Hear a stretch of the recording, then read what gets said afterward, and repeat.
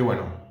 Andrés, ¿nos puede explicar cómo nace el concepto de ESG y en particular desde cuándo se empieza a considerar como un factor relevante para la toma de decisiones de portafolios a nivel mundial? Por ejemplo, en mercados desarrollados. ¿Cómo ves el grado de incorporación de este concepto en el mercado financiero a nivel global versus el nivel regional latinoamericano?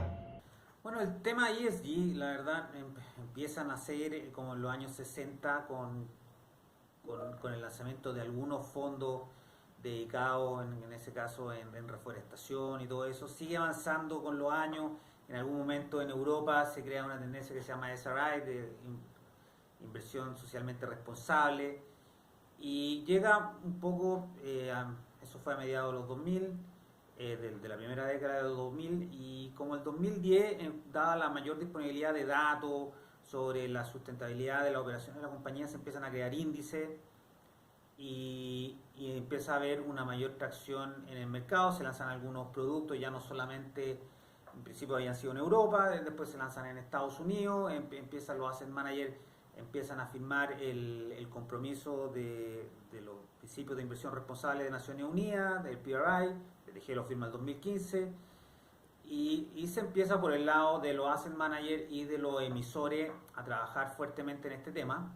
En algún punto del 2015 ya los grandes inversionistas institucionales en el mundo, pienso en fondos de pensiones europeos, compañías de seguro europeas, también fondos de pensiones y compañías de seguros tanto en Estados Unidos como en Japón, van modificando los portfolios que le entregan de mandato a los asset managers y le dicen que en vez de ocupar el índice de referencia tradicional lo pasen a unos sesgados más ESG. Y ahí por el lado del equity empieza a haber una influencia real en términos de costos de capital en ese lado de la ecuación. Por el lado de la deuda, bueno, se empezaron en muchas jurisdicciones empezó a haber leyes para que los bancos tuvieran departamentos especializados que tomaran estos factores de sustentabilidad a la hora de otorgar crédito. Otro paso se asocia con Vigeo Eiris y empieza a incorporar esto en su evaluación ESG dentro del rating de crédito que le entrega a las compañías, por lo tanto empieza a afectar el spread corporativo de las compañías, y también ahí empiezan a haber créditos de bancos que están, ya no solamente el spread que le cobran a las compañías depende de cuál es su deuda vida, su cobertura de gastos financieros, sino que ya depende de frentón de cuál es el nivel de cumplimiento en ciertas metas de sustentabilidad en estos tres factores, el ambiental, el social y el de gobierno corporativo. Por lo tanto, por esos dos lados ya la rueda se está cerrando bastante rápido. En términos de Latinoamérica, Brasil tiene estas regulaciones en términos de banco que tienen que tener un departamento de ESG, por lo tanto van más avanzados, pronto van a lanzar un ETF de ESG, por lo tanto en ese lado va bastante bien. Acá en Chile hay algo en el lado de la deuda, los bancos están avanzados algo, pero yo diría que el punto que estamos al debe acá es este movimiento que se dio hace como 5 años en Europa, en Estados Unidos y Japón, que grandes inversionistas institucionales empiecen a mover la forma que miden su performance a índices que están más basados en criterios de sustentabilidad que los tradicionales. Perfecto. Y en este sentido, ¿cuál es tu opinión respecto a la evidencia empírica que por un lado nos muestra un alfa acotado en los índices ESG de mercados desarrollados versus índices genéricos comparables? Pero por otro lado, vemos un alfa considerable y consistente en el tiempo en los índices ESG de mercados emergentes versus los índices comparables tradicionales. A tu juicio, ¿existe un trade-off entre la inversión, comillas, sustentable ESG y el sobredesempeño respecto a un índice que no considere este factor? A ver, yo creo que o sea, lo que muestran los diferentes research es que efectivamente hay un alfa más pequeño en mercados desarrollados comparados con emergentes. Ahora, esto también se debe al hecho que en general los estándares de sustentabilidad de las empresas en los mercados desarrollados tienen una vara más alta, por lo tanto el valor que puede agregar la compañía o que la sociedad le asigna a la compañía por manejarse en estándares más altos, ya en muchos de esos casos ya se ganó. A diferencia que en mercado emergente, donde las regulaciones a veces son menores, quizás las compañías no se preocupan tanto de la sustentabilidad de sus operaciones, por lo tanto hay mucho de ese valor que capturar. Por lo tanto, cuando una empresa se enfoca en eso, agrega mucho valor y por eso el alfa se ve mayor, o es una explicación posible, porque los alfas de estos índices basados en ESG son mayores en mercados emergentes que desarrollados.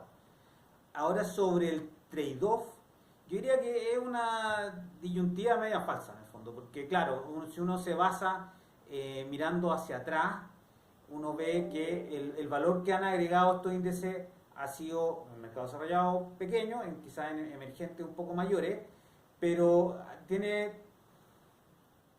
eso ha estado basado en una concepción o en un funcionamiento de la sociedad que no es el que uno avisora de aquí a los 15, 20 años. La verdad es que la sociedad está mucho más exigente en términos de los estándares que le exigen a las compañías para operar y para validar su operación y su efecto. Por lo tanto, una compañía que no tenga en consideración qué tan en línea y alineados están sus operaciones con los intereses o las exigencias las nuevas exigencias de la sociedad, va a tener problemas de sustentabilidad en los retornos que genera en un mediano o en un largo plazo. Por lo tanto, más allá de pensar cuál es el trade-off que supuestamente existe, la verdad es que no enfocarse en estos factores te va a provocar una desventaja, un alfa negativo, pensando en los próximos 10-15 años. Ahora, basándonos en los datos duros, no hay un trade-off, porque efectivamente hay un alfa positivo tanto en mercados desarrollados y emergentes. Y también tiene otra ventaja este tipo de inversiones, que también están expuestos a una menor volatilidad.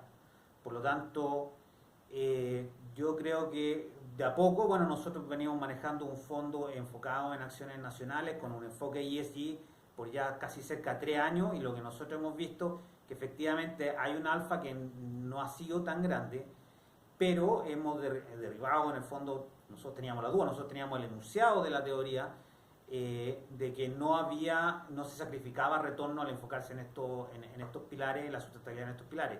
Y la verdad, después de 3 años podemos decir que efectivamente nuestro fondo ha rentado igual y quizá un poco mejor que el IPSA, pero con una volatilidad más o menos similar. Por lo tanto, ese trade-off es solamente conceptual y es un prejuicio. La verdad que en términos prácticos no se ve. Ok. ¿Y cuál es el estado del arte de este tipo de inversión en Chile y Latinoamérica? ¿Cuáles son a tu juicio los condicionantes o mejoras que impiden o faciliten tener mayor conciencia de la relevancia de este concepto en el mercado financiero local? Adicionalmente, ¿cuál es tu visión de cara a los próximos 5 o 10 años respecto a esta temática como condición necesaria, crítica en la composición de los portafolios de inversión institucionales?